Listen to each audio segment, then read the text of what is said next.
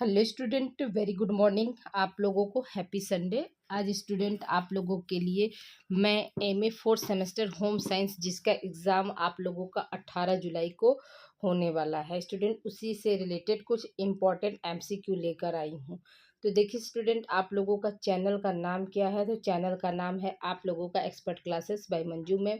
और कौन सी क्लास की मैं बात कर रही हूँ? तो MA fourth semester home science. और आप लोगों का स्पेशलाइजेशन क्या है स्टूडेंट? तो मानव विकास। ठीक है, आपका स्पेशलाइजेशन क्या है? आपका मानव विकास जो है ये आप लोगों को हमने आज मतलब स्टार्ट किया है। ये आपका पेपर काफ़ी दिन से चल रहा है। पेपर कौन सा है स्टूडेंट? तो पेपर याद रखिएगा कि फर्स्ट पेपर है पर्सन विथ डिसेबिलिटी, जिसको हिंदी में हम क्या बोलते हैं? व्यक्ति में विकलांगता। ठीक है, क्या बोलते हैं स्टूडेंट? व्यक्ति में विकलांगता। ये आप लोगों का पेपर इस समय सीरीज चल रहा है। बीच बीच में जो है आप लोगों का सीरीज इसलिए रुक जाता है क्योंकि आपके जूनियर्स लोगों का पेपर होता है। और पेपर आप लोगों का कब है स्टूडेंट? 18 जुलाई को आप लोगों का फर्स्ट पेपर है। तो देखिए स्टूडेंट, आपकी स्क्रीन पर ये पहला क्वेश्चन है कि संवेगात्मक विक्षिप्त बालक कहते हैं। ठीक है, संवेगात्मक विक्षिप्त विक्षिप्त बालक किसे हम कहते हैं?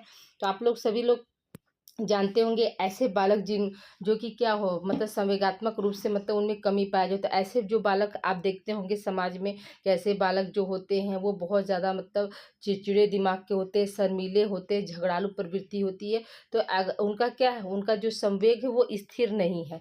तो उसी को हम क्या बोलते हैं? संवेगात्मक विक्षिप्त बालक बोलते हैं। तो अब देखिए यहाँ पर क्वेश्चन आपका क्या कह रहा है स्टूडेंट कि संवेगात्मक विक्षिप्त बालक कहते हैं, किसे कहते हैं? तो पहला ऑप्शन है शर्मीले बालक को, दूसरा ऑप्शन है पलायन की प्रवृत्ति रखने वाले बालक को, तीसरा ऑप्शन है झगड़ालू बालक को, और चौथा ऑप्शन है उपरोक्त सभी स्टूडेंट। याद रखिएगा कि इसका आंसर क्या हो जाएगा? आपका उपरोक्त सभी हो जाएगा स्टूडेंट। ठीक है, अब आइए हम अगले प्रश्न की ओर बढ़ते हैं स्टूडेंट। अगला प्रश्न हमारा क्या कह रहा है? तो देखिए अगला प्रश्न है आपका कि संवेगात्मक विक्षिप्त बालक की विशेषताएं होती हैं। तो पहला ऑप्शन क्या है? सीखने में अयोग्य। ठीक है, दूसरा ऑप्शन है सामान्य स्थिति में व्यवहार समुचित न होना। ठीक है, तीसरा ऑप्शन है आपका पारस्परिक संबंधों को रखने में अयोग्य, और चौथा ऑप्शन है उपरोक्त सभी स्टूडेंट। याद रखिएगा कि जो संवेगात्मक विक्षिप्त बालक होते हैं वो क्या है, मतलब कोई भी चीज़ जैसे कि मतलब जल्दी नहीं सीखना चाहते हैं, या यूँ कह सकते हैं आप बहुत से ऐसे बच्चों को आप लोग देखते होंगे, आपने आपके घर में भी होंगे कि वो स्कूल जाना नहीं चाहते, स्कूल के नाम से डरते हैं। ठीक है, शर्मीले टाइप के होते हैं वो स्कूल में, और अपने मतलब अजनबी मान लीजिए नए नए दोस्त अगर बनाए तो उनके सामने क्या है, बोलने में हिचकिचाते हैं, यानी अपनी बातों को वो रख नहीं पाते हैं। तो वैसे बालक को हम क्या बोलते हैं? सामयिक रूप से जो है विक्षिप्त बालक कहते हैं। तो देखिए यहाँ पर क्या है, आपका ऑप्शन दिया है कि सीखने में अयोग्य, तो ये बात भी 100% सही है। फिर क्या, सामान्य स्थिति में मतलब समुचित सामान्य स्थिति में व्यवहार का समुचित नहीं होना, यानी उनको कैसा व्यवहार करना है ये भी नहीं पता है। ठीक है, और वो जो पारस्परिक जो संबंध होता है, जो आपसी भाईचारे का जो संबंध होता है उसको भी क्या करते हैं, वो बनाने में जैसे अयोग्य होते हैं। इसलिए यहाँ पे क्या हो जाएगा, आपका उपरोक्त सभी हो जाएगा स्टूडेंट। ठीक है, कौन सा ऑप्शन सही हो जाएगा? आपका उपरोक्त सभी हो जाएगा। अगले प्रश्न की ओर हम चलते हैं स्टूडेंट। अगला प्रश्न हमारा क्या कह रहा है कि संवेगात्मक विक्षिप्त बालकों की विशेषताओं को कितने वर्गों में विभाजित किया गया? ठीक है, संवेगात्मक विक्षिप्त बालकों की विशेषताओं को कितने वर्गों में विभाजित किया गया? पहला ऑप्शन क्या है आपका? 2 वर्गों में, दूसरा ऑप्शन है 3 वर्गों में, तीसरा ऑप्शन है 4 वर्गों में, और चौथा ऑप्शन है क्या, 5 वर्गों में। तो याद रखिएगा कि जो संवेगात्मक विक्षिप्त बालक है उनको विशेषताओं के आधार पर कितने वर्गों में हम बांटे हैं स्टूडेंट? तो 3 वर्गों में बांटे हैं। ठीक है, अगले प्रश्न की ओर हम चलते हैं स्टूडेंट। अगला प्रश्न हमारा क्या का, देखिए वो 3 वर्ग कौन कौन से हैं? तो यहाँ भी हमने आप लोगों को इसको डिफाइन कर दिया है कि पहला क्या है, पहला पॉइंट वो कौन सी विशेषता है? तो पहला क्या, बुद्धि शैक्षिक निष्पक्ष निष्पत्ति। फिर दूसरा ऑप्शन है दूसरा है आपकी विशेषता सामाजिक तथा संवेगात्मक विशेषताएं, और तीसरा क्या है, व्यवहारिक विशेषताएं। ठीक है, ये तीन क्या है, तीन उनकी विशेषताएं हैं। ठीक है, अगले प्रश्न की ओर हम चलते हैं स्टूडेंट। अगला प्रश्न हमारा क्या कह रहा है कि संवेगात्मक विक्षिप्त बालकों को कितनी श्रेणियों में बांटा गया? देखिए वो विशेषताएं था स्टूडेंट, इसके ऊपर क्या था, विशेषताओं को कितने वर्गों में बांटा गया था? वो 3 वर्ग। अब यहाँ पे क्या है, आपका श्रेणी है। ठीक है, कितनी श्रेणियों में जो है बांटा जाता है या बांटा गया है, दोनों तरह से प्रश्न आपको आ सकते हैं। तो पहला ऑप्शन क्या है आपका, व्यक्तित्व विक्षिप्त बालक। ठीक है, दूसरा क्या है, व्यवहार विक्षिप्त या व्यवहारात्मक विकारी बालक, तीसरा क्या है, उत्पीड़ित बालक, और चौथा ऑप्शन क्या है, उपरोक्त सभी स्टूडेंट। यहाँ पे क्या हो जाएगा, आपका उपरोक्त सभी हो जाएगा। ठीक है, यहाँ पे क्या हो जाएगा, श्रेणी के अनुसार जो है उपरोक्त सभी हो जाएंगे। व्यक्तित्व विक्षिप्त बालक का मतलब क्या हुआ कि जैसे स्कूल से स्कूल में जाने वाला जो बालक है वो क्या करे, स्कूल ना जाए, ठीक है। और उसका क्या है, उसका जो है मतलब पर्सनालिटी कैसे डेवलप होगा। आप उसमें देखेंगे ना कि उसमें जो है मतलब बोलने में हिचकिचाहट सी होगी। उसका मतलब एक तरह से मान के चलिए जो है मतलब पर्सनालिटी डेवलपमेंट क्या हो, जीरो हो जाता है। वो बोलने में घबराता है, किसी चीज़ को सीखना नहीं चाहता है और उसको किसी भी काम में करने में मन नहीं लगता है। और विक्षिप्त व्यवहारात्मक बालक का क्या मतलब होगा स्टूडेंट, तो इसका मतलब ये होगा कि जैसे ऐसे बालक जो कि मतलब व्यवहार रूप से, ठीक है, व्यवहारिक रूप से क्या हो, उनमें वो सारी चीज़ें को न पाया जाए जो जो कि एक सामान्य बालक में पाया जाता। उत्पीड़ित बालक का मतलब क्या हुआ, जैसे स्टूडेंट मान लीजिए जिनके माता पिता नहीं है, तो वो क्या है, वो भी बच्चा क्या है, एक तरह से उत्पीड़ित है। या फिर डिवोर्स जिनके माता पिता का जो है तलाक हो गया है, वो डिवोर्सिव है, तो वो बच्चे को भी क्या है, अगर माता के पास रह रहा है वो बच्चा, तो पिता का प्यार नहीं मिलता, और पिता के पास रह रहा है तो माँ का प्यार नहीं मिलता। तो ये सब ऐसे जो बालक होते हैं वो क्या है, उत्पीड़ित बालक कहलाते हैं। यहाँ पर क्या हो जाएगा, आपका उपरोक्त सभी हो जाएगा, ठीक है। अगले प्रश्न की ओर हम बढ़ते स्टूडेंट। अगला प्रश्न हमारा क्या कह रहा है, व्यक्तित्व विक्षिप्त बालक होते हैं, ठीक है। व्यक्तित्व विक्षिप्त बालक होते हैं, कैसे बालक जो होते हैं वो व्यक्तित्व विक्षिप्त बालक कहलाते हैं। क्वेश्चन आपका ये पूछ रहा है, तो देखिए पहला ऑप्शन क्या है, व्यक्तित्व विक्षिप्त बालक जो होते हैं वो मतलब कैसे अपने आप को महसूस करते हैं, तो वो सामान्य बालकों की अपेक्षा क्या होता है, अपने आप को असहाय महसूस करते हैं। उनका कोई उद्देश्य, आशा विहीन होते हैं, ठीक है। और फिर क्या है, अकेला और तनाव महसूस करते हैं। जो व्यक्तित्व विक्षिप्त बालक में ये सारी क्वालिटी क्या होते हैं, लक्षण पाए जाते हैं कि वो बच्चा जो होता है वो क्या करता है, वो अपने आप को असहाय महसूस करने लगता है। फिर आशा विहीन मतलब उसकी कोई मतलब जीने में या किसी भी काम को करने में जो है कोई आशा नहीं रहती, कोई उम्मीद नहीं रहता। वो अपने आप को हमेशा अकेला और तनाव में अकेला रहेगा, तो जाहिर सी बात है कोई भी बच्चा या आप ही क्यों ना हो स्टूडेंट, अगर आप अकेले ही रहना चाहते हैं तो कहीं ना कहीं क्या होगा, आप तनाव को जो है आमंत्रित कर रहे हैं। इसलिए क्या है, इसलिए कहा जाता है ना कि सबसे मिलजुल कर रहना, ठीक है, अपने आप को बिजी रखना, ये सब क्या, ये सब आपके तनाव को दूर करता है, ठीक है। तो यहाँ पर क्या हो जाएगा, आपका जो है उपयुक्त सही हो जाएगा स्टूडेंट, ठीक है। अगले प्रश्न की ओर हम चलते स्टूडेंट। अगला प्रश्न हमारा क्या कह रहा है कि अवसाद युक्त बालक की विशेषताएं क्या होती है। सबसे पहले अवसाद का मतलब समझिए स्टूडेंट। अवसाद का मतलब होता है डिप्रेशन। जैसे कि कोई भी बात मान लीजिए, किसी कोई भी व्यक्ति या कोई भी बच्चे, जैसे आप लोग एग्जाम दे रहे हैं, फॉर एग्जाम्पल आप लोग अपना लीजिए कि अगर आप लोग कोई कंपटीशन का एग्जाम दे रहे हैं और आप लोग का एग्जाम जो है एंट्रेंस क्वालिफाई नहीं हो पा रहा है, तो धीरे धीरे एक समय बाद क्या हो जाएगा, अगर आप अपनी बातों को किसी के सामने नहीं रख पा रहे और आपको कोई बैक सपोर्ट नहीं मिल पा रहा, तो धीरे धीरे आपकी जो ये मतलब एग्जाम न क्वालिफाई होना, एंट्रेंस न क्वालिफाई होना, ये धीरे धीरे क्या है आपको मतलब अवसाद डिप्रेशन की स्थिति में ले जा सकते हैं। मैं इतना मेहनत कर रहा हूँ और फिर भी मेरा क्या है, एंट्रेंस नहीं निकल पा रहा। तो अवसाद क्या होता है, मतलब एक तनाव या दुख में अगर हम किसी भी व्यक्ति से अपनी बातों को शेयर नहीं कर पा रहे हैं, उसको अपने अंदर अंदर लिए जा रहे हैं, तो धीरे धीरे क्या हो जाएगा, हम डिप्रेशन के शिकार हो सकते हैं। डिप्रेशन को ही अवसाद बोला जाता है, ठीक है। तो देखिए यहाँ पे क्या क्वेश्चन है आपका कि अवसाद युक्त बालक की विशेषताएं होती हैं। पहला ऑप्शन क्या है, आशा विहीन या निराश। दूसरा ऑप्शन है आपका असहाय अनुभूति। तीसरा ऑप्शन है शक्तिहीनता का अनुभव। और चौथा ऑप्शन है चेहरा मुरझाया हुआ। और पांचवा क्या है, उपरोक्त सभी। तो देखिए जो अवसाद जो युक्त बालक होता है या व्यक्ति होता है वो क्या आशा विहीन, वो निराश होता है। ये भी बात सही, निराशा से ही तो बाद में क्या होता है, वही निराशा ही दिन प्रतिदिन बढ़ती जाती है, जिसकी वजह से क्या होता है, वो व्यक्ति जो डिप्रेशन में चला जाता है। फिर क्या, असहाय अनुभूति, यानी उसको ये लगने लगता है कि इसका कोई मदद नहीं करने वाला है, मतलब वो ऐसा महसूस करने लगता है कि वो अपनी बातों को अगर किसी से कहेगा तो उसकी बातों को कोई व्यक्ति समझ नहीं पाएगा, इसलिए वो क्या, उसके अंदर असहाय। और फिर क्या, शक्तिहीनता का अनुभव, यानी उसको ये लगता है कि मेरे पास इतनी ताकत नहीं है कि मैं इस काम को कर सकूं, ठीक है। फिर क्या है, इसी वजह से क्या होगा, उसका चेहरा भी मुरझाया लगता है। इसलिए यहाँ पर क्या हो जाएगा, आपका उपरोक्त सभी हो जाएगा, ठीक है स्टूडेंट। यहाँ पर क्या हो जाएगा, आपका उपरोक्त सभी हो जाएगा। आइए हम अगले प्रश्न की ओर हम चलते हैं स्टूडेंट। अगला प्रश्न हमारा क्या कह रहा है, नेक्स्ट क्वेश्चन है, देखिए विमोहित बालक होते हैं, ठीक है। आत्म विमोहित बालक किसे हम कहते हैं, तो दिन में स्वप्न देखना, ठीक है, अर्थहीन गतियां करना, बिना उद्देश्य के ध्वनि करना। और चौथा ऑप्शन क्या है आपका, उपरोक्त सभी। तो देखिए आत्म विमोहित बालक वो होते हैं, जैसे आप बहुत से लोगों को देखते होंगे कि वो क्या करते हैं, वो अपने आप से बात करते हैं, फिर फिर क्या है, दिन में स्वप्न देखना या दिवा स्वप्न में हमेशा क्या है, मतलब हमेशा लीन रहते हैं, अर्थहीन, यानी कोई भी बात हम उनसे कह रहे हैं, ठीक है, लेकिन वो हमारी बातों का क्या कर रहे हैं, आंसर जो है अर्थहीन, मतलब बिना अर्थ का, बिना वजह का, मतलब हम अगर उनसे पूछे कि आप अभी खाली हैं, जैसे एक एग्जाम्पल सुन लीजिए, हम उनसे पूछें कि आप अभी खाली हैं, तो वो सिंपल ये जवाब दे सकते हैं कि हाँ, हाँ या नहीं, ये दो वर्ड ही पर्टिकुलर। लेकिन क्या करेंगे कि वो लोग, जो लोग अपना पूरा बायोडाटा बताने लगते हैं, अभी खाली का मतलब सिर्फ क्या है, आपको दो ही ऑप्शन में जवाब देना है ना, कि हाँ या नहीं, क्या नहीं, मैं अभी खाली हूँ या मैं अभी नहीं खाली हूँ, यही बोलना है। लेकिन अब वो क्या करेंगे कि मतलब हम सुबह से ये काम किए, फिर दोपहर में ये, फिर शाम में ये, और मतलब फिर लास्ट में बताएंगे कि नहीं, हम खाली नहीं है। तो अब इतना ये क्या हुआ, ये एक अर्थविहीन हुआ ना। हमने तो सिंपल क्वेश्चन किया कि क्या आप फ्री हैं, तो उन्होंने क्या किया, पूरा मतलब एक दिन का दिनचर्या का पूरा बायोडाटा उन्होंने सामने रख दिया। तो ये क्या, अर्थहीन गतियाँ हो गई, ठीक है। फिर क्या, बिना उद्देश्य के ध्वनि उत्पन्न, आप देखते होंगे बहुत से मतलब कभी कभी आप इन चाइल्डहुड, अभी तो आप लोग क्या है, पीजी में आ गए होंगे, तो अब तो ऐसी एक्टिविटी आप नहीं देखते होंगे, लेकिन इन चाइल्डहुड जैसे देखते होंगे कि क्लास में जैसे कक्षा चल रही है, टीचर्स पढ़ा रहा है, तो उसमें क्या करते हैं, बहुत से बच्चे क्या करते हैं, ध्वनि, मतलब शरारत कर कर ध्वनि उत्पन्न करना। तो वो सारे बच्चे जो होते हैं, जो भी माने ये सारे लक्षण जो जिनके अंदर पाया जाता है, उसे हम क्या बोलते हैं, विमोहित बालक बोलते हैं, ठीक है। इसलिए यहाँ पे क्या हो जाएगा, आपका उपयुक्त सभी हो जाएगा, ठीक है।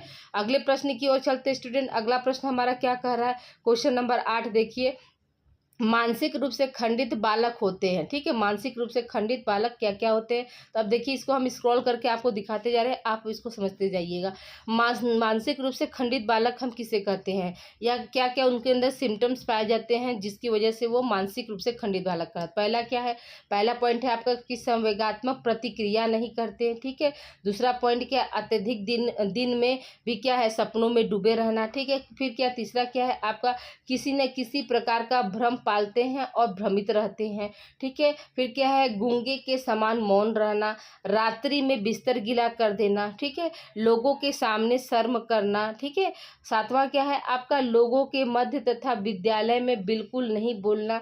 और आठवां क्या, उपरोक्त सभी। तो ये सारे जो मतलब क्वालिटी है, सारी विशेषताएं क्या है, मानसिक रूप से खंडित बालक की है, ठीक है। मानसिक रूप से खंडित बालक की लक्षण क्या क्या होते हैं, या हम किसे कहते हैं, तो वह बालक जो मतलब संवेगात्मक प्रतिक्रिया नहीं कर पाए, और दिन भर क्या है, दिवा सपने में खोए रहे, और कोई ना कोई अपने दिमाग में भ्रम पाले रहे। जैसे कि आप देखते हैं बहुत से बच्चों के अंदर ये रहता है कि मतलब सुना देते हैं कि अरे भूत होता है, प्रेत होता है, तो उसमें क्या है, वो दिन में भी अंधेरे में जाने से डरेंगे, उनको दिमाग में रहेगा कि नहीं, कमरे में अंधेरा है तो भूत होगा।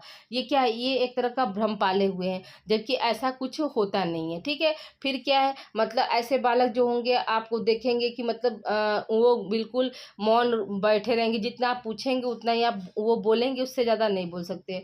फिर क्या है, डर की वजह से क्या हो सकता है, भ्रम की वजह से ही, या उनके अंदर जो है मानसिक मानसिक अथवा कमी की वजह से ही क्या हो सकता है ऐसे बालक में, तो रात्रि में क्या है, बिस्तर भी गीला कर सकते हैं, ठीक है।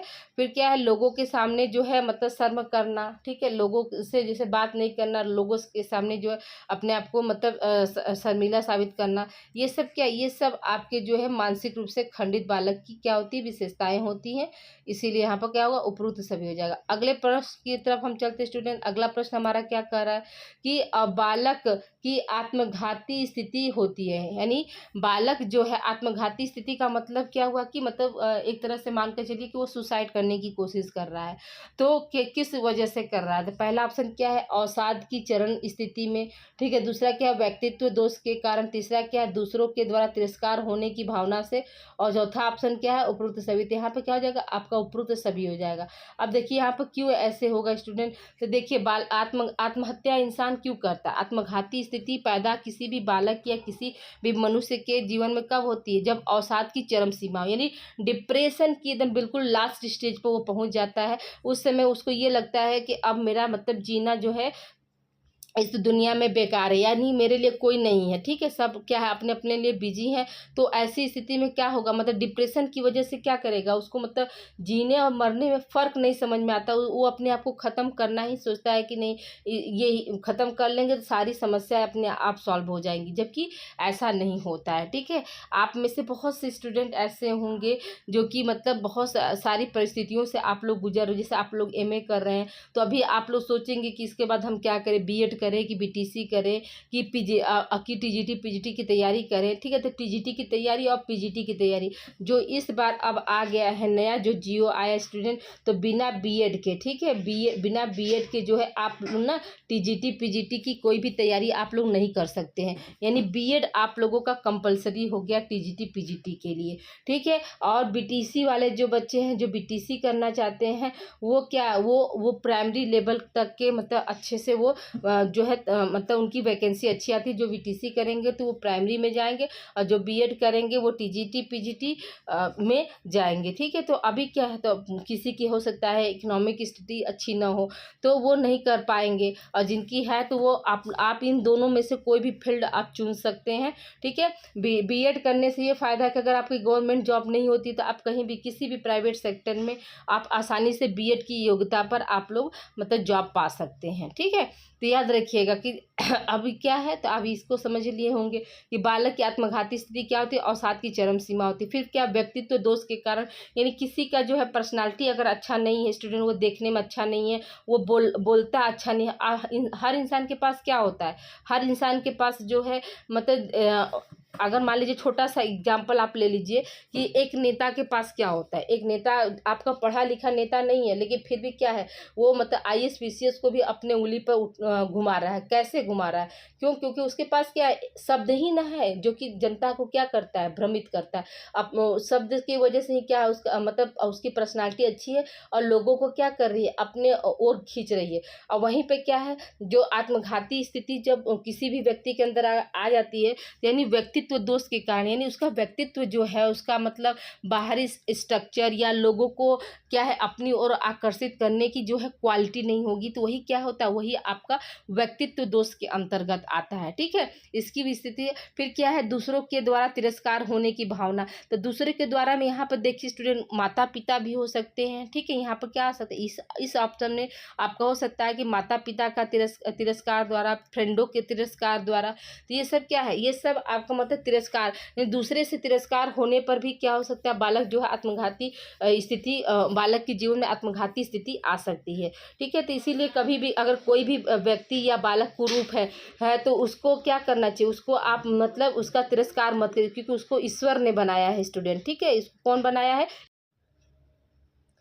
आइए स्टूडेंट, आगे हम देखते हैं अगला प्रश्न हमारा क्या कह रहा है। देखिए अभी ये आप समझ गए होंगे कि दूसरों के द्वारा तिरस्कार का मतलब क्या है, कि ईश्वर ने सभी को एक समान बनाया है, ठीक है। तो इसमें क्या होना चाहिए, इसमें जैसे किसी का अगर मतलब सुंदरता कम है तो उसका तिरस्कार नहीं करना चाहिए, खास तौर से माता पिता और उसके बहनों और दोस्तों के द्वारा जो है मतलब किसी भी बालक का जो है तिरस्कार जो है नहीं होना चाहिए, ठीक है। अब आइए हम अगले प्रश्न की ओर चलते हैं स्टूडेंट।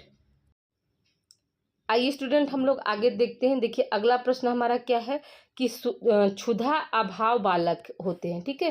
क्षुधा अभाव बालक जो है किसे हम कहते हैं। पहला ऑप्शन क्या है, अत्यधिक पतले होते हैं, अत्यधिक मोटे होते हैं, उपरोक्त दोनों इनमें से कोई नहीं। तो याद रखिएगा कि जो क्षुधा अभाव बालक होते हैं वो कैसे बालक होते हैं, अत्यधिक पतले होते हैं, ठीक है। अगले प्रश्न की ओर हम चलते हैं स्टूडेंट। अगला प्रश्न हमारा क्या कर रहा है कि व्यवहार विक्षेपित या व्यवहारात्मक विकारी बालक होते हैं, ठीक है। होते हैं, कौन कौन से बालक को जो है व्यवहार विक्षेपित या व्यवहारात्मक विकारी बालक जो है कहते हैं स्टूडेंट। ये आपका क्वेश्चन पूछ रहा है। तो पहला ऑप्शन क्या है स्टूडेंट, तो फर्स्ट ऑप्शन देखिए इसमें क्या दिया है कि विद्यालय भयभीत बालक, दूसरा है अपंग बालक, तीसरा है क्रियात्मक बालक, और चौथा ऑप्शन है उपरोक्त सभी स्टूडेंट। यहाँ पे क्या हो जाएगा, आपका उपरोक्त सभी हो जाएगा, ठीक है। उपरोक्त सभी हो जाएगा। अब देखिए अब अब आपको यहाँ पर थोड़ा-सा कन्फ्यूज़न हो सकता है कि क्रियात्मक बालक जो है व्यवहार विक्षेपित बालक कैसे हो सकता है? तो जैसे यहाँ पर क्या क्रियात्मक बालक जो है व्यवहार विक्षेपित बालक हम कैसे, जैसे यहाँ पर आप एग्ज़ाम्पल समझिए कि क्रियात्मक बालक जो है आपका जैसे कि मान लीजिए कोई काम कर रहा है, जैसे किसी भी बच्चे को आप देखते हो बचपन में इन चाइल्डहुड क्या करता है, मतलब सामान को पकड़ कर, ठीक है, किसी खिलौने के कोई दूसरा बच्चा खेल रहा है तो उसको क्या है उसके उसके खिलौने की छीन कर उसको फेंक देना, उसको परेशान करना। तो ये सब क्या है, ये सब आपका क्रियात्मक बालक के अंतर्गत आता है, यानी मतलब समुचित कार्य को न करना, मतलब डिस्टर्ब करना। तो ये सब क्या, सब उसके व्यवहार विक्षेपित के अंदर के अंतर्गत आएगा। फिर क्या, विद्यालय भयभीत बालक का मतलब क्या, कि कोई भी बच्चा विद्यालय जाने से जो है डरता है, और क्यों डरता है तो इसके पीछे क्या रीजन भी मतलब हर गार्जियन को, हर टीचर्स को जो है पता करनी चाहिए। तो ये सब क्या, सब आपके जो है व्यवहार विक्षेपित बालक के अंतर्गत आएंगे। और अपंग बालक क्या होता है, तो अपंग बालक को भी आप लोग देखते हैं कि जो बच्चे अगर अपंग है तो वो उनके अंदर उनका भी बिहेवियर जो होगा वो सामान्य बालक से अलग होता है, क्योंकि कहीं ना कहीं क्या है, वो अपने आप को जो है, अपने आप को समाज और परिवार पर बोझ समझते हैं। तो इससे से भी क्या हुआ, उनका व्यवहार में जो है परिवर्तन हुआ स्टूडेंट। ठीक है, अगले प्रश्न की ओर हम बढ़ते हैं स्टूडेंट। अगला प्रश्न हमारा क्या कह रहा है कि उत्पीड़ित बालक होते हैं। देखिए उत्पीड़ित बालक जो है कितने प्रकार के होते हैं या किन्हें कहते हैं, ये देखिए है आपका। तो उत्पीड़ित बालक जो होते हैं, पहला ऑप्शन क्या दिया स्टूडेंट आपका, प्रहारी। ठीक है, प्रहारी बालक, पहला ऑप्शन क्या है आपका, प्रहारित बालक। दूसरा ऑप्शन है खंडित परिवार के बालक, और तीसरा ऑप्शन क्या है, उपरोक्त दोनों। तो यानी खंडित परिवार का मतलब क्या हुआ स्टूडेंट, यहाँ पर तीसरा ऑप्शन आपका सही हो जाएगा। और खंडित परिवार का मतलब हुआ स्टूडेंट कि जिनके माता पिता नहीं है, ठीक है, वो बालक, या फिर जिनके माता पिता जो है मतलब अलग अलग किसी कारणवश उनके बीच दरार पैदा हो गया, डिवोर्स हो गया, तो वो बालक जो होते हैं वो उत्पीड़ित बालक के अंतर्गत आते हैं। ठीक है, अगले प्रश्न की ओर हम बढ़ते हैं स्टूडेंट। अगला प्रश्न हमारा क्या कह रहा है, संवेगात्मक बाधित बालकों की पहचान कैसे करते हैं। ठीक है, पहला ऑप्शन क्या है आपका, निरीक्षण विधि। ठीक है, पहला ऑप्शन क्या है, निरीक्षण विधि। दूसरा ऑप्शन है अवलोकन विधि। तीसरा ऑप्शन है उपयुक्त दोनों, और चौथा ऑप्शन है इनमें से कोई नहीं। तो हम क्या बताएंगे स्टूडेंट कि संवेगात्मक बाधित बालकों की जो है पहचान हम कैसे करते हैं, उपयुक्त दोनों, यानी निरीक्षण विधि से भी करते हैं और अवलोकन विधि से भी हम करते हैं। ठीक है, अगले प्रश्न की ओर हम बढ़ते हैं स्टूडेंट। अगला प्रश्न हमारा क्या कर रहा है देखिए कि संवेगात्मक विक्षिप्त बालकों को कहा जाता है, क्या कहा जाता है। तो पहला ऑप्शन क्या है, संवेगात्मक रूप से पिछड़े बालक। ठीक है, पिछड़े होगा। ठीक है, दूसरा क्या है आपका, संवेगात्मक रूप से चिंतित बालक। तीसरा ऑप्शन क्या हो जाएगा, संवेगात्मक रूप से बाधित बालक। इन तीनों बालकों को ही हम क्या कहते हैं, संवेगात्मक विक्षिप्त बालक कहते हैं स्टूडेंट। इसलिए यहाँ पर क्या हो जाएगा आपका, उपरोक्त सभी हो जाएगा। ठीक है, इसलिए यहाँ पर क्या हो जाएगा आपका, उपरोक्त सभी ऑप्शन, यानी चौथा ऑप्शन यहाँ पे सही होगा। अगले प्रश्न की ओर हम चलते हैं स्टूडेंट। अगला प्रश्न हमारा क्या कह रहा है कि संवेगात्मक विक्षिप्त बालकों का कारण है, यानी किन कारणों से जो है संवेगात्मक विक्षिप्त बालक हो सकते हैं, ये आपका क्वेश्चन पूछ रहा है। पहला ऑप्शन है आपका जैव भौतिकी। दूसरा ऑप्शन है सामाजिक। तीसरा ऑप्शन है वातावरण। चौथा ऑप्शन है उपरोक्त सभी स्टूडेंट। यहाँ पे क्या हो जाएगा आपका, उपरोक्त सभी हो जाएगा। ठीक है, चौथा ऑप्शन यहाँ पे सही हो जाएगा। अगले प्रश्न की ओर हम बढ़ते स्टूडेंट। अगला प्रश्न हमारा क्या कह रहा है कि संवेगात्मक विक्षिप्त बालकों की पहचान की जाती है। कैसे हम पहचानेंगे कि वह बालक जो है संवेगात्मक विक्षिप्त बालकों की श्रेणी में आता है। देखिए पहला ऑप्शन वहाँ पर, इसके पहले भी एक क्वेश्चन आपका गया है, तो वहाँ पर हमने निरीक्षण और अवलोकन विधि बताया। अब देखिए यहाँ पे क्या है, यहाँ पे ऑप्शन हमने बदल दिया। ठीक है, तो देखिए ये भी इस तरह से भी क्वेश्चन आ सकते हैं। तो पहला ऑप्शन क्या है, शैक्षिक प्रशिक्षण विधि। दूसरा ऑप्शन है मानसिक प्रशिक्षण विधि। तीसरा ऑप्शन है प्रक्षेपित परीक्षण, और चौथा ऑप्शन है उपयुक्त सभी स्टूडेंट। यहाँ पे क्या हो जाएगा आपका, थर्ड ऑप्शन प्रक्षेपित परीक्षण जो है उसकी उससे भी हम पहचान सकते हैं कि यह बालक जो है संवेगात्मक विक्षिप्त बालकों की श्रेणी में आता है। ठीक है, अगले प्रश्न की ओर हम चलते हैं स्टूडेंट। अगला प्रश्न हमारा क्या कह रहा है कि संवेगात्मक विक्षिप्त बालकों को शिक्षा दी जाती है। कैसे शिक्षा दी जाती है, तो पहला ऑप्शन है सामान्य विद्यालय में। दूसरा ऑप्शन है विशिष्ट विद्यालयों में। तीसरा ऑप्शन है सम्मानित शिक्षा, और चौथा ऑप्शन है उपरोक्त सभी स्टूडेंट। हम क्या बताएंगे स्टूडेंट कि जो संवेगात्मक विक्षिप्त बालक होते हैं उनको सामान्य विद्यालय में क्या है, शिक्षा दी जाती है। ठीक है, अगले प्रश्न की ओर हम चलते हैं स्टूडेंट। अगला प्रश्न हमारा क्या कह रहा है कि जिनके अनुसार, ठीक है, क्या है, जिनके अनुसार अधिगम अक्षमता एक या एक से अधिक प्रक्रियाओं जैसे बोलने, भाषा, पढ़ने, लिखने, गणित करने, स्पेलिंग करने से विलंबित विकास है, यह कथन किसका है स्टूडेंट। ठीक है, क्वेश्चन आपका यही पूछ रहा है कि यह कथन किसका है। तो देख लीजिए पहला ऑप्शन क्या दिया है किर्क के अनुसार, दूसरा ऑप्शन है न्यूटन के अनुसार, तीसरा ऑप्शन है लॉक के अनुसार, चौथा ऑप्शन है इनमें से कोई नहीं। तो हम क्या बताएंगे स्टूडेंट, किर्क के अनुसार जो है ये क्या है, ये आपका मतलब एक परिभाषा दिया है। ठीक है, अगले प्रश्न की ओर हम चलते हैं स्टूडेंट। अगला प्रश्न हमारा क्या कह रहा है कि अधिगम अक्षमता के प्रकार है। ठीक है, अधिगम अक्षमता के कितने प्रकार होते हैं, क्वेश्चन आपका ये पूछ रहा है। तो याद रखिएगा कि अगर कोई आता है तो ये आप क्या बताएंगे, अगर क्वेश्चन ऐसे 1 2 3 4 करके आता है तो आप क्या बताएंगे कि अधिगम अक्षमता के क्या है, 4 प्रकार होते हैं। ठीक है, पहला ऑप्शन क्या है आपका, डिसलेक्सिया है, डिसग्राफिया है, डिसकैलकुलिया है, डिसप्रैक्सिया है। इसलिए यहाँ पे क्या हो जाएगा आपका उपरोक्त सभी हो जाएगा। ठीक है, डिसलेक्सिया का मतलब क्या हुआ स्टूडेंट, की पढ़ने लिखने में, ठीक है, शब्दों की वर्तनी करने में, सही उच्चारण करने में, ये सब क्या है आपका डिसलेक्सिया के अंतर्गत। डिसग्राफिया का मतलब क्या हुआ स्टूडेंट, की लेखन में, डिसग्राफिया का मतलब क्या हुआ, लेखन विकार, जिसको मतलब जिस लड़के को मतलब लिखने में दिक्कत होती है वो क्या है, डिसग्राफिया का शिकार। डिसकैलकुलिया में क्या होता है, मतलब गणित के अंक में अंतर न समझना, जैसे कि मान लीजिए 6 ऐसे 6 ऐसे लिखा है तो वो 6 को वो बालक क्या करेगा, 9 लिख देगा। ठीक है, 63 को बालक बोलेंगे तो वो क्या लिख देगा, 36 लिख देगा। इसमें क्या, इसमें अंतर न समझ पाना। डिस्प्रैक्सिया का मतलब क्या हुआ, कि गामक प्रतिक्रिया, ठीक, गति से संबंधित है। इसलिए यहाँ पर क्या है, ये सभी जो है आपके अधिगम अक्षमता के क्या है, प्रकार है स्टूडेंट। अगले प्रश्न की ओर हम चलते हैं स्टूडेंट। अगला प्रश्न हमारा क्या कह रहा है कि डिस्प्रैक्सिया के लक्षण है। ठीक है, आप देखिए यहाँ पर हमने उसको एक एक जो डिसेबिलिटी है उसको भी हमने यहाँ पर डिफाइन कर दिया है। ठीक है, तो देखिए डिस्प्रैक्सिया के लक्षण क्या है, तो पहला ऑप्शन क्या है, गामक कौशल के क्रियान्वयन में कठिनाई, यानी वही मैंने अभी बताया ना कि गति चलन से खिलौना पकड़ना, कूदना, ठीक है, किसी चीज़ को फेंकना, तो ये सब चीज़ क्या है इसमें जो है उसको कठिनाई महसूस करना। दूसरा क्या है, गामक क्रिया को क्रमबद्ध कर पाने में कठिनाई, मतलब कैसे किसी काम को करना है, गति से संबंधित कोई भी क्रिया है उसको हम कैसे क्रमबद्ध यानी स्टेप बाय स्टेप कैसे कर सकते हैं, उसमें उस बालक को क्या होती है, कठिनाई होती है। फिर क्या है, हाथ से वस्तु पकड़ने, फेंकने, चलने, चढ़ने, ठीक है, उछलने कूदने आदि में क्या होती है, कठिनाई होती है, ये भी है।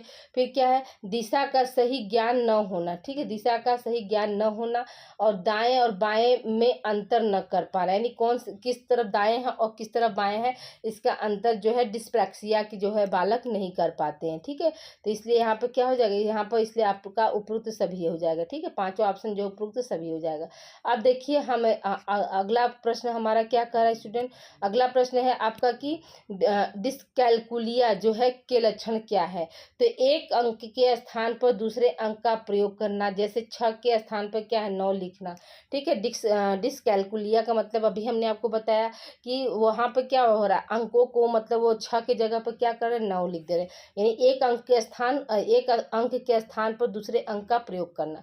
दूसरा क्या है, अंक के स्थान और क्रम, यहाँ पर क्रीम नहीं होगा, क्रम को सही न रख पाना, यानी जिससे 63 को हम क्या कर रहे हैं, वो उसके जगह पे क्या कर दे रहा है, वो 36 लिख दे रहा है। ठीक है, अंक के स्थान व क्रम को क्या किया, उसने बदल दिया। ठीक है, फिर क्या है, अंकों के जोड़ गुणा भाग में क्या होता है, उस व्यक्ति को या उस बालक को कठिनाई होती है, तो इसलिए यहाँ पे क्या हो जाएगा आपका उपरोक्त सभी हो जाएगा, यानी चौथा ऑप्शन यहाँ पे सही हो जाएगा। ठीक है, अगले प्रश्न की ओर हम बढ़ते हैं स्टूडेंट। अगला प्रश्न हमारा क्या कह रहा है, अगला प्रश्न है कि डिस्ग्राफिया के लक्षण है। डिस्ग्राफिया के लक्षण क्या क्या होते हैं, तो देखिए हमने अभी आपको बताया कि शब्दों को ठीक से न लिख पाना, फिर क्या शब्दों को बदलना, ठीक है, लिखते समय शब्दों की वर्तनी करने में त्रुटियां, फिर क्या गंदी व अस्पष्ट लिखावट, फिर क्या है बोर्ड यानी ब्लैक बोर्ड, किताब इत्यादि से गलत कॉपी करना, मतलब लिखा कुछ और लिख वो कुछ और रहा है। ठीक है, इसलिए यहाँ पे क्या हो जाएगा आपका उपरोक्त सभी हो जाएगा। ठीक है, अगले प्रश्न की ओर हम चलते हैं स्टूडेंट। अगला प्रश्न हमारा क्या कह रहा है कि डिस्लेक्सिया के लक्षण है। डिस्लेक्सिया के लक्षण क्या क्या हो सकते हैं, पहला ऑप्शन क्या है, अक्षरों को न पहचानना, ठीक है, पढ़ने वह नहीं, पढ़ने व वाचन में अशुद्धता, सही उच्चारण का अभाव, वर्तनी करने में त्रुटियां, उपरोक्त सभी। यहाँ पे क्या हो जाएगा आपका उपरोक्त सभी हो जाएगा। ठीक है, अगले प्रश्न की ओर हम बढ़ते हैं स्टूडेंट। अगला प्रश्न हमारा क्या कह रहा है कि लर्निंग डिसेबिलिटी शब्द का प्रयोग सर्वप्रथम किसने किया था। तो इसका आप लोग आंसर याद कर लीजिएगा, सैमुअल किर्क ने किया था। सैमुअल किर्क ने जो है क्या लर्निंग डिसेबिलिटी शब्द का प्रयोग जो है सबसे पहले किया था। अगले प्रश्न की ओर हम चलते हैं स्टूडेंट। अगला प्रश्न हमारा क्या कह रहा है कि वे बालक जिन्हें, ठीक है, वे बालक, देखिए, वे बालक जिन्हें भाषा पढ़ने, ठीक है, वे बालक जिन्हें भाषा पढ़ने, बोलने, सुनने, स्पेलिंग करने व समझने, ठीक है, संबंधित कठिनाई होती है, उन्हें क्या कहा जाता है। तो डिस्लेक्सिया कहते हैं, डिस्ग्राफिया कहते हैं, डिस्प्रैक्सिया कहते हैं। तो क्या कहते हैं स्टूडेंट, डिसलेक्सिया बोलते हैं। क्या बोलते हैं, डिसलेक्सिया बोलते हैं। अगले प्रश्न की ओर हम बढ़ते हैं स्टूडेंट। अगला प्रश्न हमारा क्या कर रहा है, निम्न में से लेखन संबंधी अक्षमता होती है, अक्षमता होगा, क्षमता नहीं स्टूडेंट, निम्न में से लेखन संबंधित क्या है, अक्षमता। यहाँ पर अक्षमता, अक्षमता कहलाती है। ठीक है, होती नहीं है, निम्न में से लेखन संबंधी अक्षमता कहलाती है। तो किसे कहते हैं स्टूडेंट, तो इसका भी हमने आपको बताया, किसको बोलते हैं, डिस्ग्राफिया को बोलते हैं। ठीक है, यानी पहला ऑप्शन यहाँ पर सही हो जाएगा। अगले प्रश्न की ओर हम चलते हैं स्टूडेंट। अगला प्रश्न हमारा क्या कह रहा है कि अधिगम, ठीक है, क्या है, अधिगम असमर्थी बालक की विशेषताएं होती हैं। अधिगम असमर्थी बालकों की क्या विशेषताएं होती, क्वेश्चन आपको ये पूछे। पहला ऑप्शन क्या है, चेतना में कमी, स्मृति में कमी, संवेगात्मक प्रतिरोध और उपरोक्त सभी। यहाँ पे क्या हो जाएगा आपका उपरोक्त सभी हो जाएगा, चौथा ऑप्शन सही हो जाएगा। अगले प्रश्न की ओर हम चलते हैं स्टूडेंट। अगला प्रश्न हमारा क्या कह रहा है कि अधिगम असमर्थी बालकों को शिक्षा दी जाती है सामान्य विद्यालय में, विशिष्ट विद्यालय में, समन्वित शिक्षा, उपरोक्त सभी। तो यहाँ पे क्या हो जाएगा आपका उपरोक्त सभी हो जाएगा। ठीक है, अगले प्रश्न की ओर हम चलते हैं स्टूडेंट। अगला प्रश्न हमारा क्या है, भारत में विकलांग व्यक्तियों की कितनी संख्या है। ठीक है, भारत में विकलांग व्यक्तियों की कितनी संख्या है, तो याद रखिएगा कि भारत में विकलांग व्यक्तियों की जो संख्या है स्टूडेंट वो कितनी है, 2.6 करोड़ है। ठीक है, अगले प्रश्न की ओर हम बढ़ते हैं स्टूडेंट। अगला प्रश्न हमारा क्या कह रहा है कि national institute for visibility handicap स्थित है। National institute for visibility handicap जो है स्थित है, तो कहाँ है स्थित, यानी राष्ट्रीय दृष्टि संस्थान जो है, क्वेश्चन आपका क्या है, राष्ट्रीय दृष्टि संस्थान जो है कहाँ पे स्थित है, तो याद रखिएगा कि वो आपका क्या है स्टूडेंट, देहरादून में है। ठीक है, तो स्टूडेंट वीडियो को आप लोग प्लीज़ लाइक कीजिए स्टूडेंट। ठीक है, लाइक करना आप लोग भूल जाते हैं, शेयर कर कीजिए। ठीक है, हर बच्चा कम से कम 1 या 2 स्टूडेंट को शेयर करे। जो बच्चे हमारे चैनल पर पहली बार देख रहे हैं तो वो चैनल को सब्सक्राइब करके बेल आइकन को दबा देंगे, जिससे मेरी बेल आइकन का भी कौन सा ऑल नोटिफिकेशन वाला बटन दबा देंगे, तो उससे मेरी वीडियो की सारी नोटिफिकेशन आप तक आसानी से पहुंच जाएगी। स्टूडेंट याद रखिएगा कि ये चैनल आप लोगों को सिर्फ यहाँ पीजी तक ही सीमित नहीं है। अगर इन फ्यूचर आप लोग होम साइंस से मान लीजिए टीजीटी, पीजीटी और नेट जेआरएफ की अगर तैयारी करते हैं स्टूडेंट, ठीक है, किसकी बात कर रहे हैं स्टूडेंट, आप टीजीटी, ठीक है, टीजीटी, पीजीटी और नेट जेआरएफ, ठीक है, इसकी अगर तैयारी करते हैं तो ये सारे वीडियो जो है आप लोगों को वहाँ भी जो है यूजफुल होगा स्टूडेंट। क्योंकि यहाँ पर क्या जो आप लोग याद रखिएगा कि आप लोगों के जो जूनियर्स है जिनका बीए की जो सिलेबस जो एनएपी 2020 वाला जो बना है स्टूडेंट, ठीक है, एनएपी 2020 जो बना है, तो वो पूरा आप लोगों के ये कॉम्पिटिशन बेस के आधार पर ही बनाया गया है। ठीक है, तो याद रखिएगा कि इस चैनल पर अभी तो आप लोगों को मान लीजिए हमने MCQ दिया, लेकिन जो बीए वाले जो हमारे बच्चे हैं तो उनको हम डिटेल लेक्चर देते हैं स्टूडेंट। ठीक है, तो आपको वहाँ पर ये वीडियो जो है आप लोगों को, मैंने बीए का और बीए बीएससी का वीडियो जो है आप लोगों को वहाँ पर बहुत ही ज़्यादा बेनिफिशियल, क्योंकि वहाँ पर हम आप लोगों को क्या है पांचों ब्रांच, ठीक है, पांचों ब्रांच बीए का जो सिलेबस बना है वो पांचों ब्रांच को इंक्लूड करके बनाया गया है, तो कंपटीशन के बेस पर बनाया गया, तो वहाँ पर आप लोगों को हम डिटेल लेक्चर दिए हैं। तो प्लीज़ आप लोग मतलब चैनल से जुड़ जाइए और आगे की तैयारी जो है इस चैनल के जरिए भी आप लोग आगे कंटिन्यू कर सकते हैं। यानी हमारा और आपका साथ बस यही पीजी 4 सेमेस्टर तक नहीं स्टूडेंट, याद रखिएगा कि आप लोगों का साथ हमारा जब तक कि आप लोग कहीं सक्सेस होकर टीजीटी या पीजीटी या नेट या जेआरएफ नहीं निकाल लेते हैं, तब तक जो है हमारा और आपका साथ रहेगा। ओके, स्टूडेंट चलिए आगे हम बात करते हैं, अगले प्रश्न की ओर चलते हैं स्टूडेंट। अगला प्रश्न हमारा क्या कह रहा है, national institute of hearing handicap स्थित है। ठीक है, हियरिंग मतलब सुनना, हियरिंग मतलब सुनना, यानी राष्ट्रीय श्रव्य श्रव्य या सुनना जो है संस्थान कहाँ पर है, तो याद रखिएगा स्टूडेंट, उसका आंसर डायरेक्ट आप याद रख लीजिएगा, मुंबई में है। देखिए देखना, राष्ट्रीय दृष्टि संस्थान आपका कहाँ है, तो देहरादून, और राष्ट्रीय श्रव्य संस्थान कहाँ है, तो मुंबई में है। ठीक है, आइए अगले प्रश्न की ओर हम चलते हैं स्टूडेंट। अगला प्रश्न हमारा क्या कह रहा है कि राष्ट्रीय अस्थि विकलांग संस्थान कहाँ है, राष्ट्रीय अस्थि विकलांग संस्थान कहाँ है, तो पहला ऑप्शन क्या है, कोलकाता, दूसरा ऑप्शन सिकंदराबाद, तीसरा ऑप्शन अहमदाबाद, चौथा ऑप्शन है दिल्ली। तो याद रखिएगा स्टूडेंट, कहाँ है आपका जो है, कोलकाता में है। ठीक है, अगले प्रश्न की ओर हम बढ़ते हैं स्टूडेंट। अगला प्रश्न हमारा क्या कह रहा है कि स्वामी विवेकानंद, ठीक है, स्वामी विवेकानंद राष्ट्रीय पुनर्वास प्रशिक्षण तथा अनुसंधान संस्थान कहाँ है, तो याद रखिएगा कि कटक में है। और कटक जो है किस राज्य में है, कटक एक शहर का नाम है, और यह किस राज्य में है स्टूडेंट, आप लोगों को हमने पढ़ाया है, किस राज्य में बताया था स्टूडेंट, इसके पहले ये क्वेश्चन आ चुका था, तो उड़ीसा राज्य में है। किस में है, तो उड़ीसा राज्य में है। ठीक है, आई होप यहाँ तक आप लोग को सारी चीज़ें समझ में आ गई होंगी स्टूडेंट, देख लीजिए। तो आप लोग प्लीज़ वीडियो को जो है लाइक करना, ठीक है, लाइक करना और शेयर करना न भूलें, लाइक शेयर करना जो है न भूलें। याद रखिएगा कि आप लोगों के एग्ज़ाम की पूरी रिस्पॉन्सिबिलिटी हमने ले ली है, और आप लोगों को सिर्फ और सिर्फ क्या करना है, सिर्फ स्टडी करना है स्टूडेंट। ओके, तो आप लोगों को all the best for 18 exam. बार बार मैं आप लोगों के लिए मतलब यही प्रयास कर रही हूँ कि अच्छे कंटेंट दूँ। आज देखिए लगभग आप लोगों का चारों यूनिट मतलब कंप्लीट हो गया स्टूडेंट। अब आप लोगों को हम हर यूनिट से कुछ मॉडल पेपर बनाकर आप लोगों को हम देंगे। ठीक है, तो ये आप लोगों का जो है चारों यूनिट लगभग आज आप लोगों का कंप्लीट हो गया। ओके, मिलते हैं हम अगली क्लास में। अगली क्लास आप लोगों की जो है मिसलेनियस टाइप के मॉडल पेपर रहेंगे, उसमें आप लोगों का क्या सीरीज के भी क्वेश्चन रहेंगे, जो श्योर सीरीज है स्टूडेंट उसके भी क्वेश्चन हम आप लोगों को उसको भी आप सॉल्व करा देंगे। ठीक है, परेशान मत होइए, बिल्कुल आप लोगों को परेशान होने की ज़रूरत नहीं है। श्योर सीरीज के भी क्वेश्चन अब अगली क्लास में रहेंगे। तब तक के लिए अपना ध्यान रखिएगा, मिलते हैं हम अगली क्लास में। Thank you for watching.